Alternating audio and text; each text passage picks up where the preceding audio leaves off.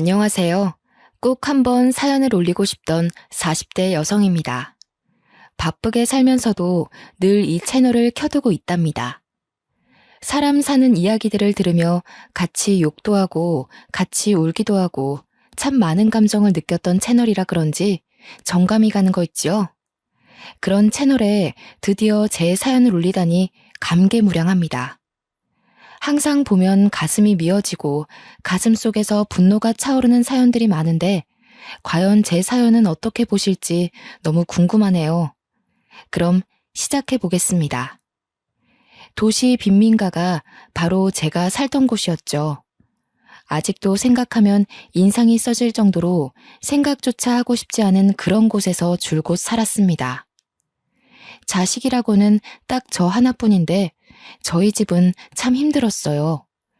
한 번도 부유했던 적이 없었고 빈민가에서 줄곧 살았던 게 제 일상이고 인생이었는데 저는 적응을 못했습니다. 그곳에서 사는 내내 무서웠고 싫었고 두려웠죠.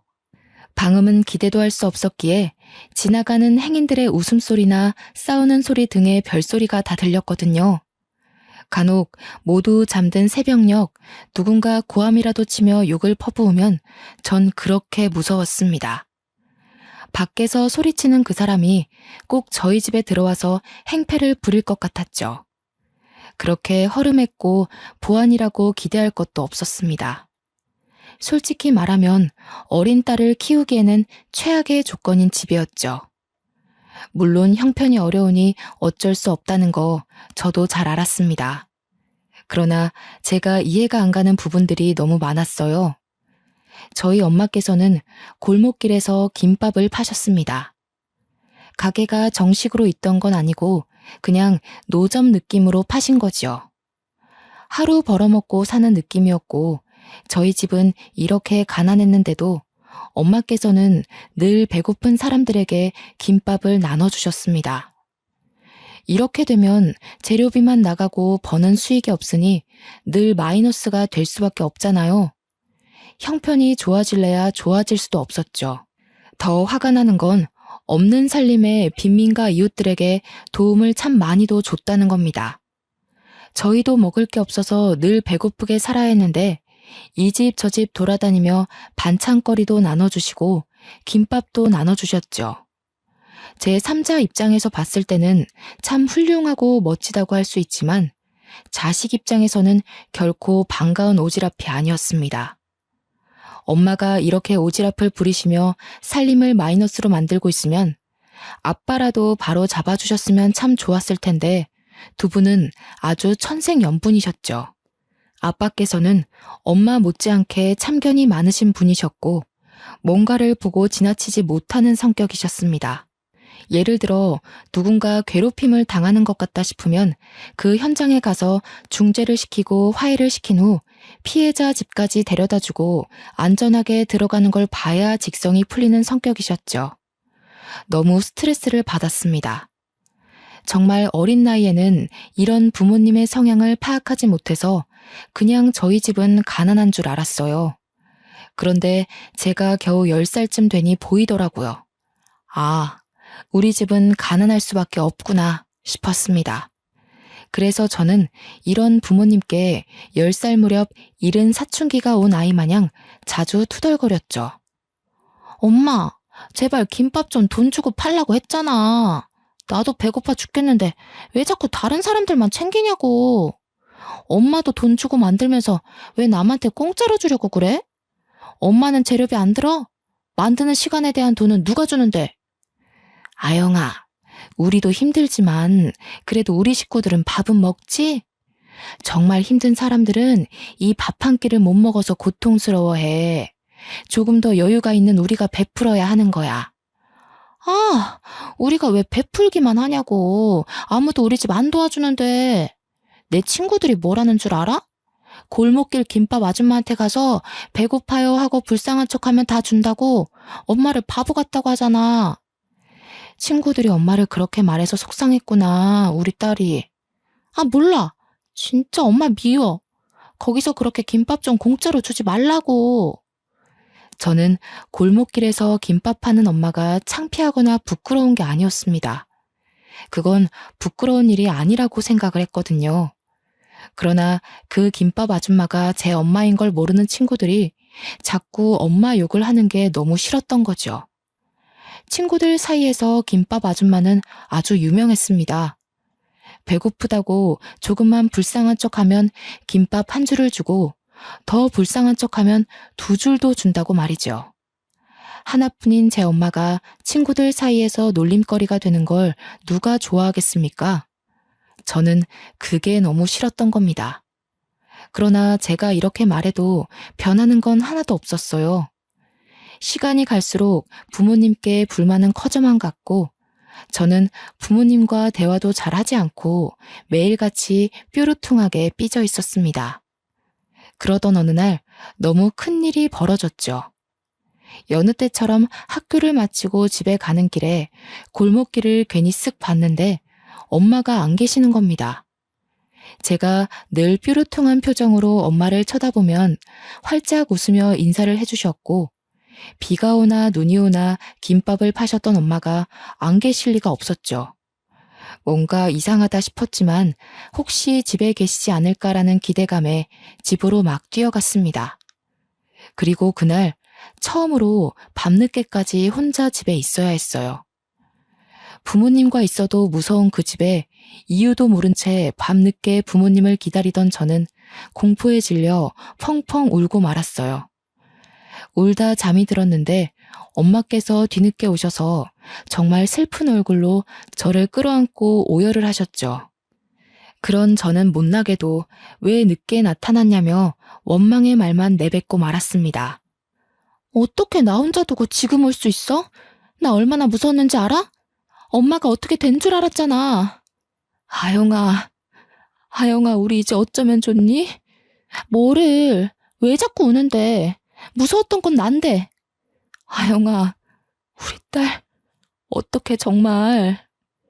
엄마는 한참 동안 제대로 말도 못하시고 오열을 하셨습니다.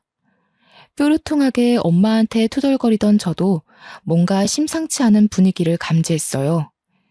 10살이면 꽤 어린 나이인데 그 나이 때 느낄 수 있는 가장 큰 공포심과 불안함을 느꼈던 순간이었죠.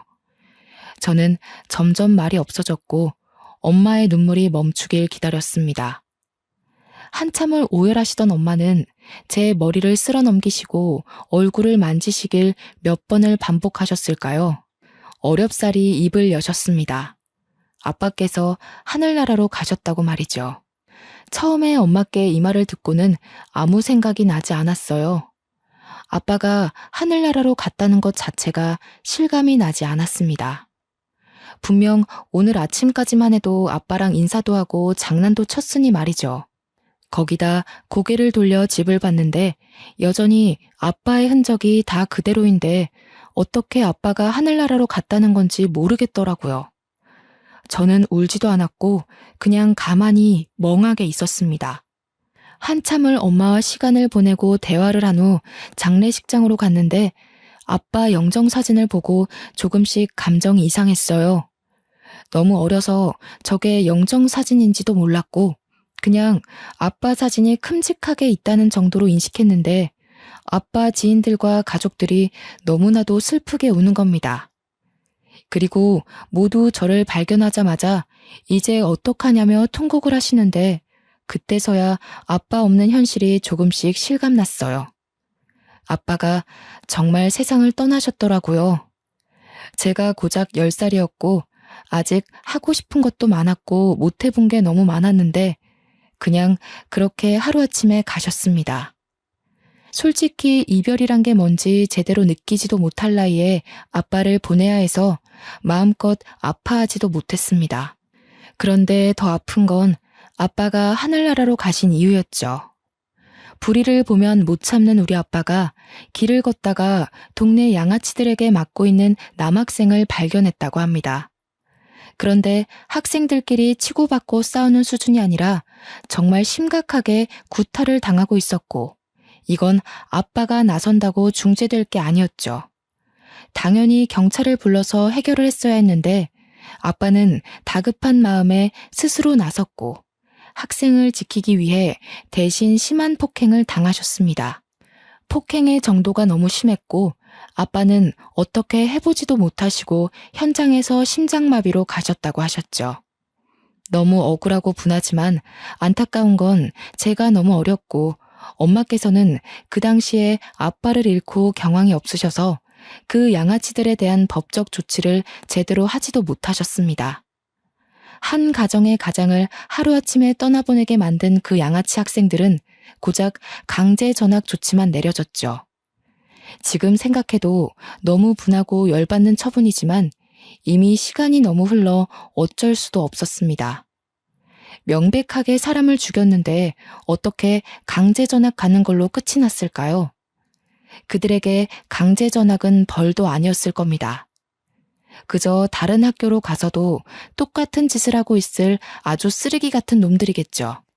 사람을 죽인 그 양아치들은 아주 잘 먹고 잘 살고 있을 텐데 왜 그들에게 아무런 법적 조치가 일어나지 않는지 너무 원망스러웠습니다.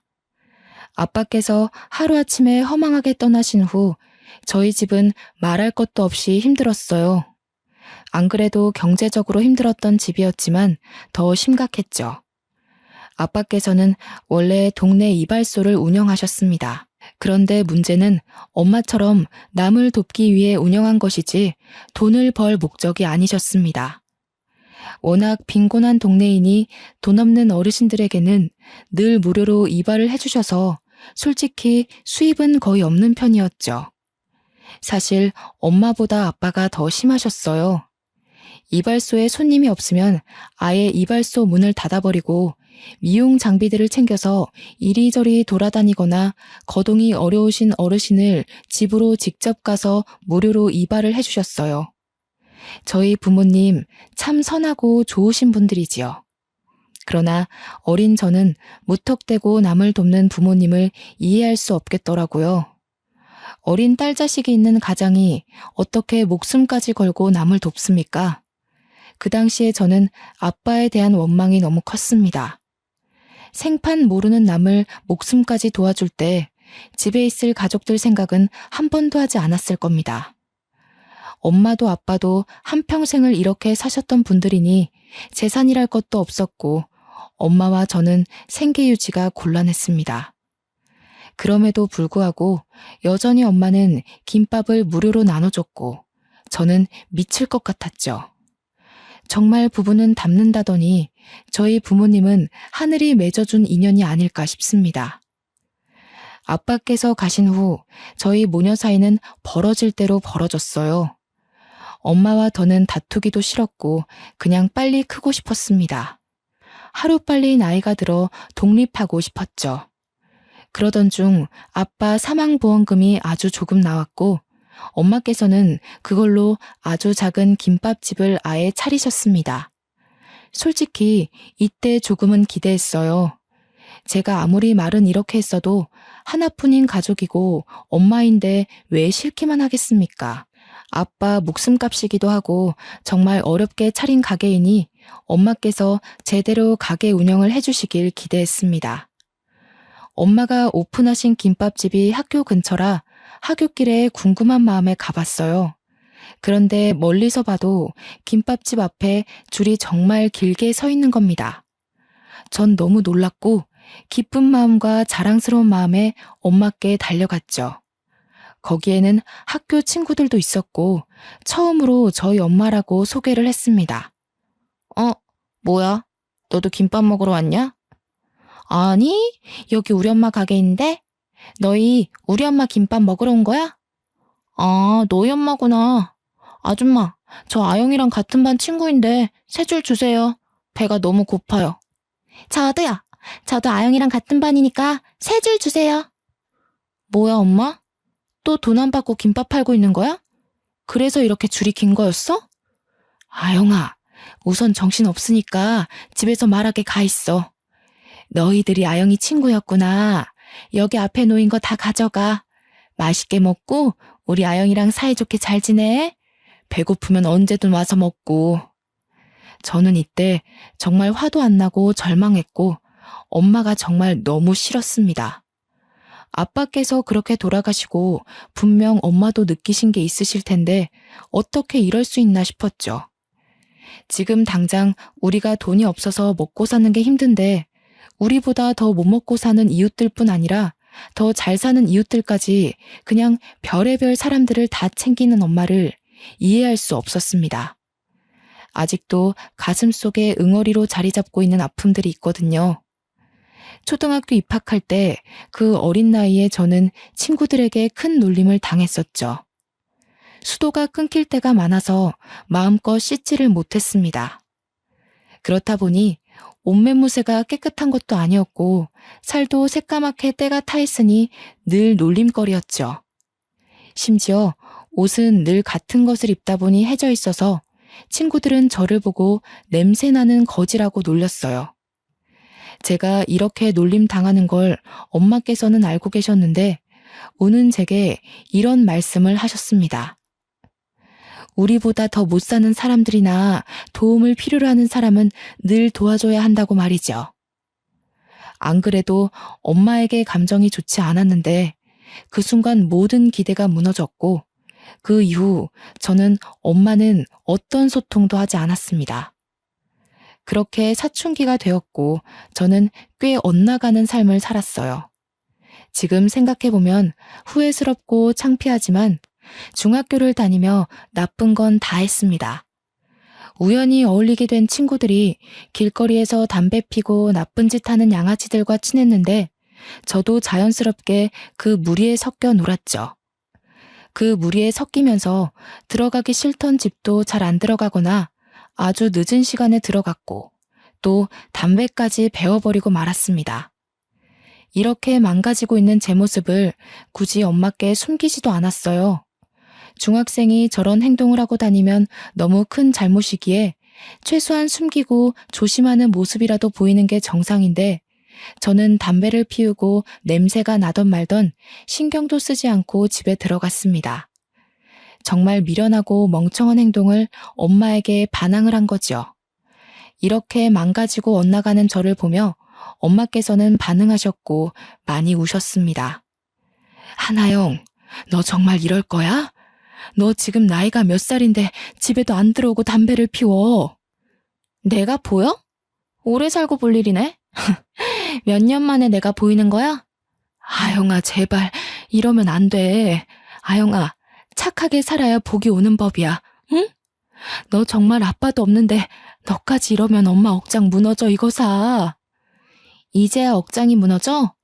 난 답답한 부모 밑에서 살면서 이미 진작에 무너졌어. 그냥 하던 대로 해. 나 말고 불쌍한 사람인가 뭔가 그딴 사람들이나 돕고 살아. 왜 갑자기 관심 있는 척을 하는데? 아영아, 엄마가 잘못했어. 엄마가 미안해. 그러니까 제발 이러지 마. 너 이러면 엄마가 살 수가 없어. 아영아, 딱 한 번만 학생 신분에 맞게 노력해주면 안 돼? 이날 소리도 못 내고 숨죽여 많이 울었습니다. 많은 감정이 들었거든요. 진작에 좀 내 마음을 알아주지 싶은 마음도 있었고 한편으로는 엄마에게 너무 큰 충격과 상처를 준 것 같아서 죄송스러웠죠. 저는 중학교를 다니는 내내 엄마에게 큰 상처를 줬지만 엄마의 말대로 딱 한 번이라도 학생답게 노력을 해보고 싶었습니다. 그래서 고등학교 입학과 동시에 담배도 끊었고 중학교 때 만나던 친구들도 싹 다 연락을 끊었어요. 그리고 이악 물고 공부만 했습니다. 사실 어려서부터 제대로 공부를 한 적이 없어서 너무 힘들었죠. 하얀 건 종이요, 검은 건 글자요. 이게 딱 제 마음이었지만 포기하지는 않았습니다. 열심히 노력을 했지만 성적은 좋지 않았어요. 저는 1학년 성적을 망치고 그때부터는 과목별로 공부할 때마다 모르는 게 생기면 꼭 선생님에게 질문을 했어요. 온종일 물어가며 머리를 싸매고 공부를 했더니 선생님들도 귀찮으실 텐데 오히려 저를 예쁘게 봐주셨고 더 자세히 봐주셨죠. 이렇게까지 머리를 싸매고 이악 물고 공부하던 저는 목표가 있었습니다. 중학교 내내 나쁜 짓 하고 1학년 성적도 망쳤지만 변함없이 제 목표는 의대였죠. 이유는 아픈 환자를 치료해주고 싶은 마음보다는 그저 돈을 잘 벌어서였어요. 지긋지긋한 이 가난을 끊을 수 있는 유일한 직업이라 생각을 해서 저는 꼭 의대를 가야 했습니다. 다들 제가 의대를 목표 삼고 있다고 하면 비웃었어요. 중학교 때 어떻게 지냈는지도 알았고 1학년 성적을 알았으니 말이죠. 그런데 전 아랑곳하지 않았고 1년 365일 내내 흔들림 없이 꿋꿋하게 공부만 했습니다. 공부를 하면서도 내가 정말 갈 수 있을까와 같은 생각들이 머리에 가득 찰 수 있지만 저는 그런 생각조차 하지 않았어요.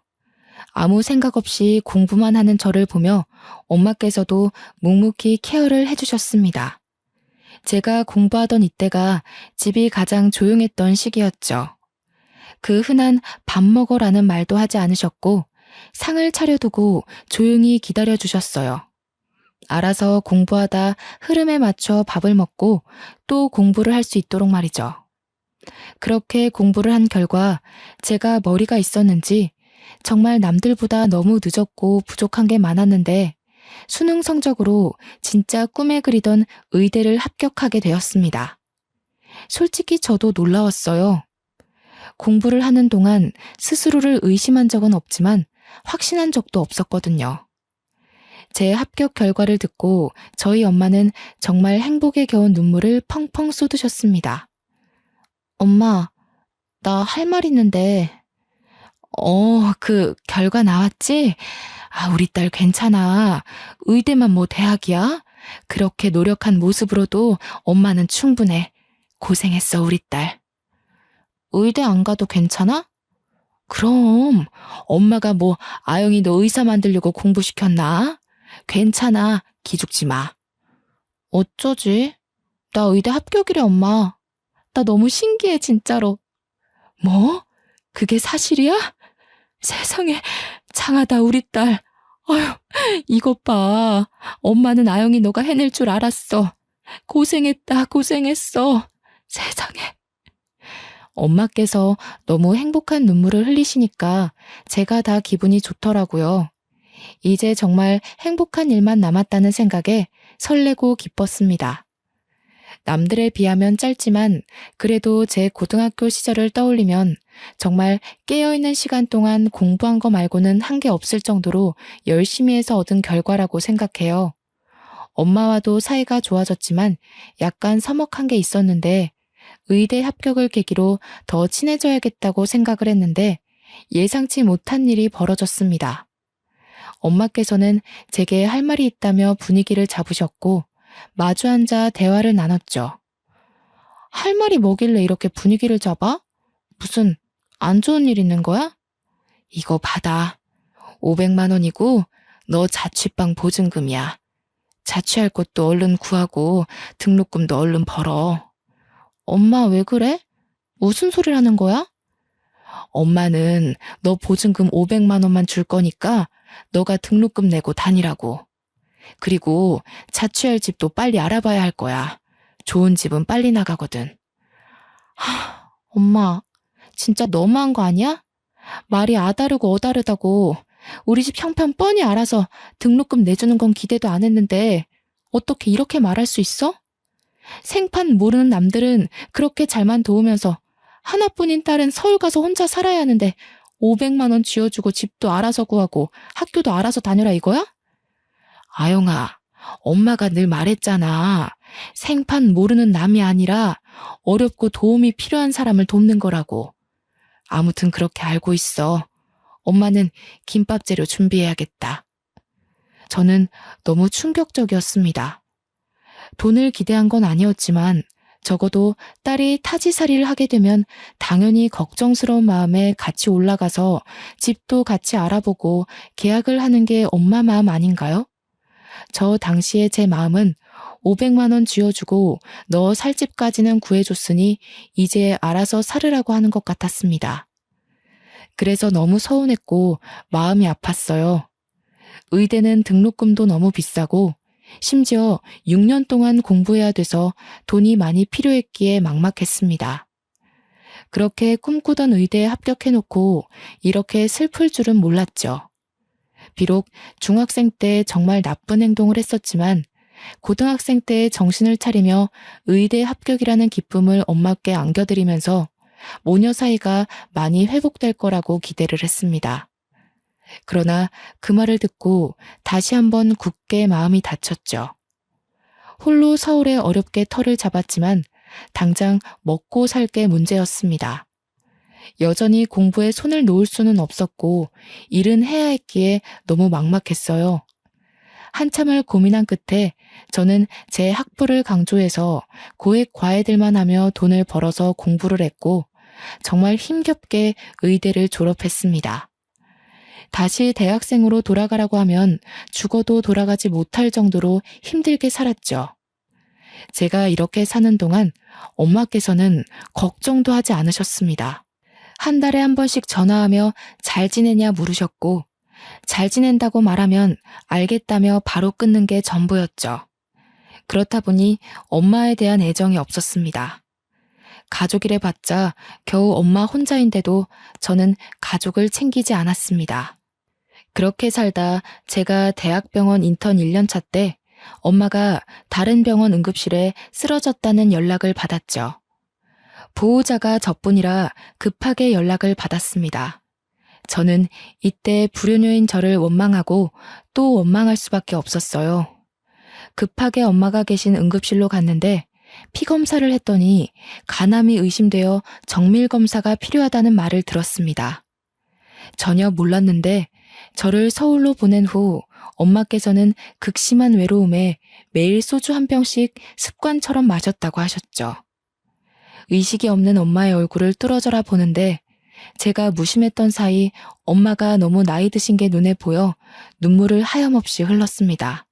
한참을 울던 중 엄마가 정신을 차리셨고 힘겹게 제게 보고 싶었다고 너무 보고 싶었다며 눈물을 흘리셨죠. 저희 모녀는 대체 왜 이러는 건지, 왜 이렇게 서로 엇나가고 마음을 모르는 건지 마음이 너무 아팠습니다. 서운한 게 있으면 대화로 풀어라도 볼 것을 자식이라곤 저 하나인 엄마에게 거리를 두고 살았으니 그간 얼마나 외로우셨을까. 제 행동들이 너무 후회되더라고요. 이유를 불문하고 서울로 모시고 올라와서 이제라도 매일을 함께하며 효도를 해야겠다고 다짐했지만 진단 결과는 좋지 않았습니다. 간암 4기에 이미 폐까지 전이가 되었던 상태였죠. 이 정도면 통증이 말도 못할 정도였을 텐데 그간 제게 말도 하지 않고 버텨온 엄마를 떠올리니 울 수도 없었습니다. 그 아픈 몸을 이끌고 여전히 김밥을 말아서 동네 사람들을 나눠주며 살았던 엄마가 더는 밉지 않았어요. 그냥 이기적이고 못된 제 자신이 미웠죠. 너무 속상한 마음에 또 마음에도 없는 소리를 하며 저도 모르게 엄마에게 언성을 높이며 말을 했습니다. 엄마, 대체 이 지경이 되도록 병원도 안 가고 뭐 한 거야? 이렇게 살려고 연락도 제대로 안 한 거야? 날 이렇게 불효녀 만들고 떠나야 속이 편해? 우리 아영이 고운 거 봐. 우리 딸 잘 사는 거 봤으니 됐어. 엄마는 치료 안 할 거야. 엄마는 병원에서 연명하다 가기 싫어. 너무 슬프지만 의사는 마지막을 준비하라고 했죠. 딸인 제가 의사인데 아무것도 못 해드리니 죄책감이 너무 컸고 뭘 해보지도 못하고 엄마 곁을 지킨 지 한 달 만에 엄마는 아빠 곁으로 가셨습니다. 장례를 치르는 내내 울다 쓰러질 정도로 참 많이 울었어요. 못 해드린 게 너무 많은 불효녀라 가슴이 찢어지다 못해 숨도 못 쉴 정도로 아려오더라고요. 엄마를 겨우겨우 보내드리고 한동안 정신도 못 차리고 엄마 집에서 지난 흔적들을 보는데 너무 속상했습니다. 여전히 낡은 이 집에서 아빠도 없이 저도 없이 홀로 얼마나 외롭고 쓸쓸했을까 싶었죠. 심지어 정말 많이 아팠을 텐데 그 작은 곳에서 괴로운 고통 참아가며 살았을 엄마를 떠올리니 제 자신을 참을 수가 없었습니다. 엄마 입장에서는 딸 하나뿐인데 그 먼 서울 땅에 홀로 보내면서 얼마나 걱정이 많으셨을까요? 이걸 제가 조금만 더 빨리 알아채고 이해했더라면 엄마를 이렇게 후회 속에 보내지 않았을 텐데 말입니다. 저는 엄마의 장례를 치르고 도저히 서울로 바로 올라갈 수 없었고, 휴가를 낸 후 엄마가 살던 집에서 시간을 조금 보냈어요. 반성도 했고 후회도 하다가 문득 부모님과 함께 행복하게 웃던 저희 가족의 모습이 생각나면 웃다가도 울음을 터뜨리고 말았습니다. 그렇게 겨우 엄마를 가슴에 묻고 하나씩 정리를 했어요. 엄마의 흔적이 남은 김밥집은 팔아버렸고 그 동네와는 아예 영원히 안녕해버렸죠. 가슴에 응어리를 하나 더 품고 서울로 돌아와서 저는 더 독하게 살았습니다.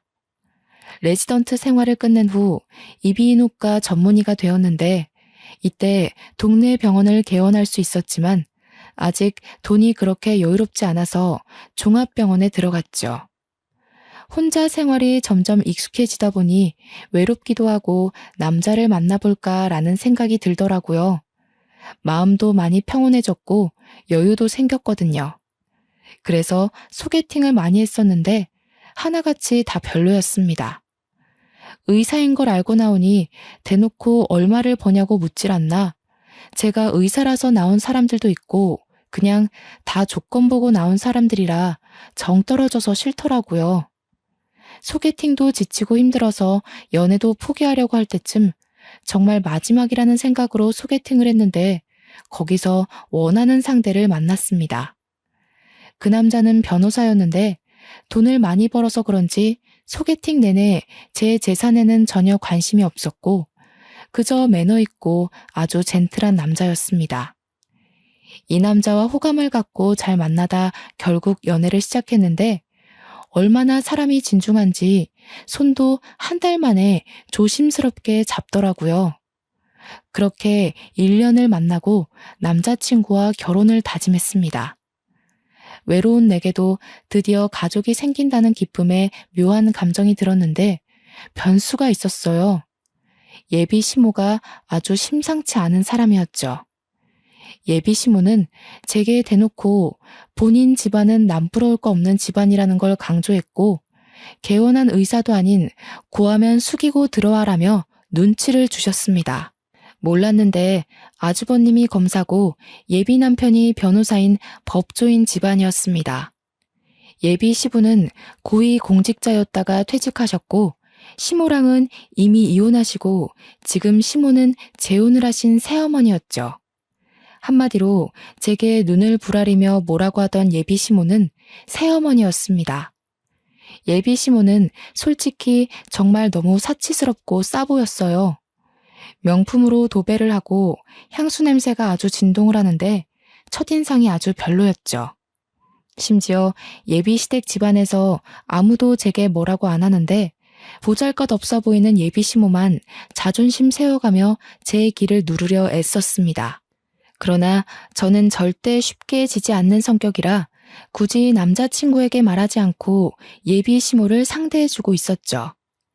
이런 제 모습에 열받았는지 하루는 저를 고급 레스토랑으로 부르더라고요. 기꺼이 그 고급 레스토랑으로 가드렸죠. 어머, 눈이 왜 그렇게 동그랗니? 아, 하긴 너 같은 고아 출신이 이런 고급 레스토랑에 발길이나 해봤겠니? 다 내 덕인 줄 알아. 아, 네. 음식은 내가 알아서 시켰어.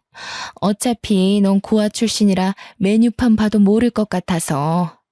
그나저나 없이 산 사람들이 이런 곳에서 밥 먹으면 체한다던데.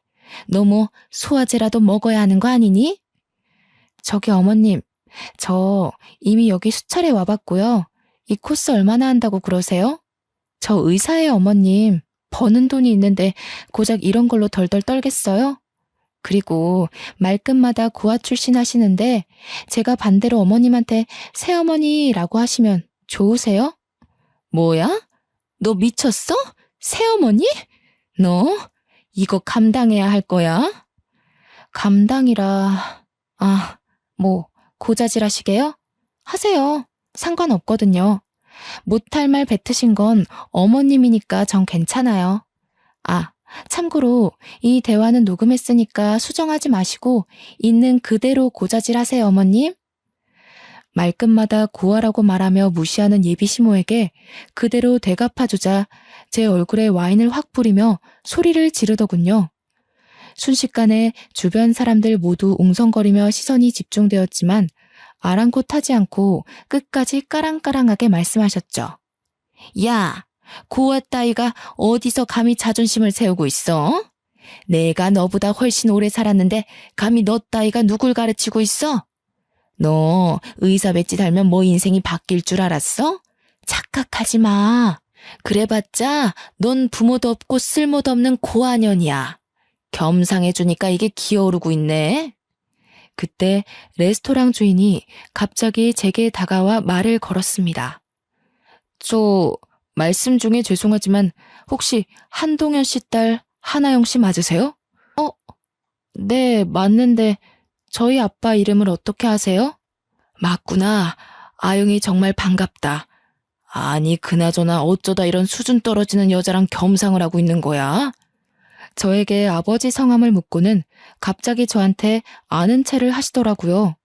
너무 당황스러웠는데 얼굴을 자세히 보니 20여 년 전 저희 아버지가 살려준 학생의 아버지더라고요. 그때 아버지 장례식장에 와서 하염없이 눈물을 쏟으며 너무 감사하다고 이 은혜를 어떻게 갚아야 될지 모르겠다던 아저씨였어요. 저를 어떻게 기억하고 말을 거셨는지 모르겠지만 저는 시어머니 될 사람한테서 와인을 뒤집어 쓴 탓에 제 꼴이 말이 아니었죠.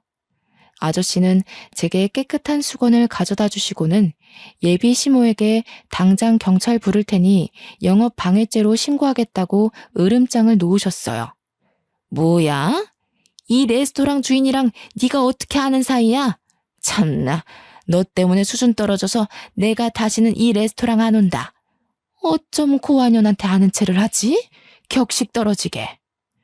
이 여자 한동안 조용하더니 어디서 또 영감 하나 잘 물었나 보네. 당신 2번 다시 내 가게에 얼씬도 하지 마. 당신같이 늙은 남자 등쳐먹고 사는 인간들 대접하려고 최고급 재료들로 엄선된 요리 제공하는 거 아니니까. 당신은 저기 밑에 편의점에서 라면이나 먹지 그래? 아참, 그리고 내가 이미 경찰 불러놨으니까 조서 쓰러 갈 준비나 해. 레스토랑 주인 아저씨의 말에 시모는 얼굴이 새하얗게 질려서 계산도 안 하고 황급히 도망쳤습니다.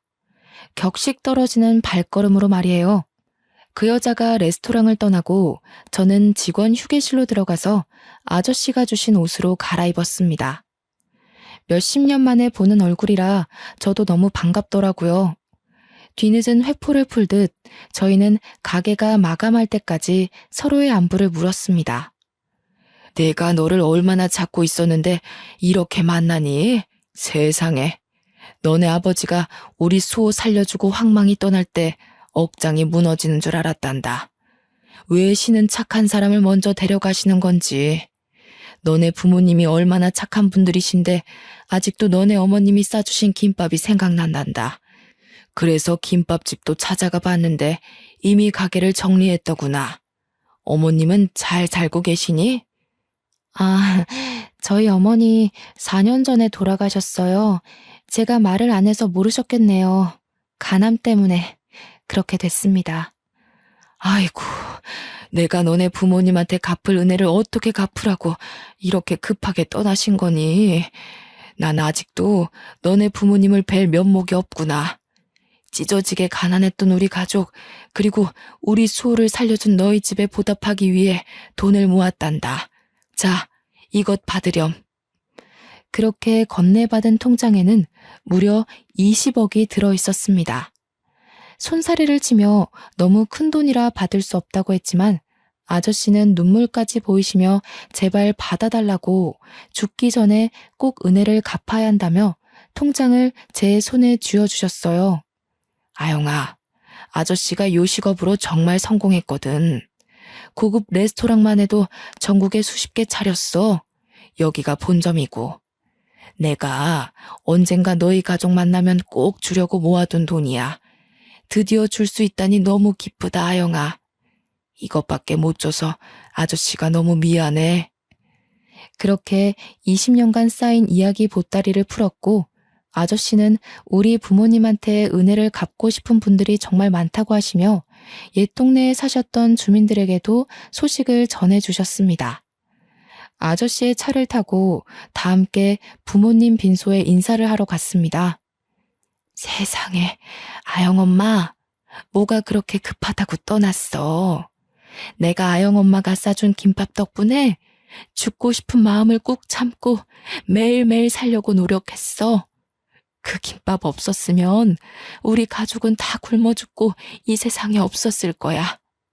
이 말을 너무 뒤늦게 말했다, 그치? 아영이가 참 이쁘게 곱게 컸네. 하긴 엄마 아빠가 그렇게 인물이 좋으니 아영이도 그렇지. 이제 우리가 있으니까 아영 엄마, 아영 아빠 하늘에서 보고 있지? 우리가 아영이 잘 키워줄게. 걱정 말고 맡겨줘. 살아있을 때 갚지 못하는 애는 내가 죽을 때까지 우리 아영이 도와주며 갚을게. 날 좋은 날 하늘에서 다 같이 봅시다. 고마웠어.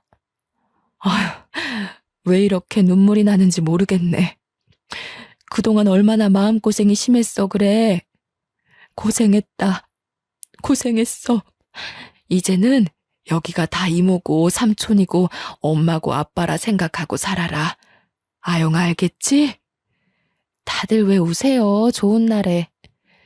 워낙 형편이 어려운 주민들이 많아서 대부분 그대로 살고 계셨지만 레스토랑 아저씨처럼 성공하신 분도 계셨습니다. 제가 좋은 소식 들고 왔으면 좋았겠지만 예비 시모로 인해 파혼을 결정하며 어깨가 조금 무겁더라고요. 그래도 조금 속 시원했던 건 예비 시모와의 대화 녹취본을 시댁 식구들 카카오톡에 전부 보내버렸습니다. 처음에 남자친구에게 파혼하자고 했더니 너무 당황해하며 우리가 어떻게 헤어지냐고 이유가 뭐냐고 난리가 났었죠. 그래서 전 대답도 하지 않고 그냥 저 녹취본 파일을 보내줬습니다. 예비 시모가 시댁 식구들 앞에서는 현모양처에 아주 교양 있는 척을 다 떨었을 텐데 아마 그 녹취본을 들은 식구들의 충격은 굉장할 거예요. 그렇게 2주가 지날 때쯤 뜬금없이 예비 시부가 연락 와서는 잠시만 자기를 만나줄 수 있냐고 부탁하는 거예요. 약속된 장소로 가서 대면대면 이야기를 시작했더니 글쎄 갑자기 예비 시부가 이혼을 한다는 겁니다. 내가 너무 사람을 잘못 봤더라고. 세아가 덕분에 집사람이 얼마나 삐뚤어진 사람이었는지 잘 알게 되었어. 그 여자가 세아가 너한테도 참 못할 짓을 했더구나.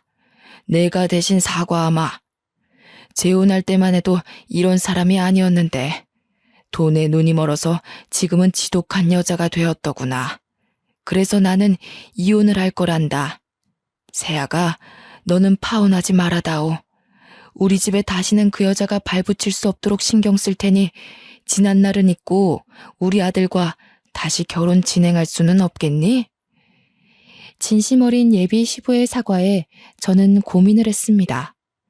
나를 고아라며 놀려대던 시모될 사람은 이미 집에서 쫓겨났고 저는 예비 남편과 또 한 번 만나서 이야기를 했답니다. 예비 남편은 저와 절대 헤어질 수 없다며 잡고 또 잡았지만 끝내 거절했습니다. 결혼도 하기 전에 시월들을 경험해버린 탓에 결혼이 하기 싫어지더라고요.